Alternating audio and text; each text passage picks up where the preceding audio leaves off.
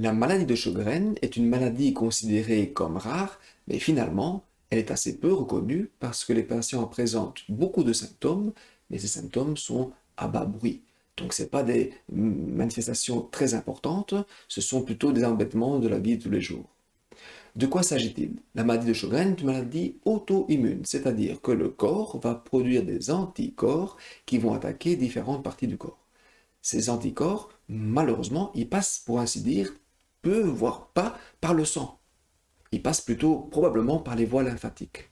Et ces anticorps attaquent les muqueuses, donc les glandes lacrymales, tout l'œil sec. Ça attaque les glandes salivaires, la bouche est sèche. Ça attaque les muqueuses respiratoires, on peut avoir une toux sèche. Ça attaque également les articulations et ça occasionne des fatigues. C'est une maladie qu'il faut néanmoins dépister, même si le dépistage est complexe. Il est complexe parce qu'encore une fois, essayer de trouver ces anticorps, c'est pas évident. Mais il faut la dépister parce qu'on a toute une série de traitements qui sont validés et qu'on peut utiliser dans ces cas de figure.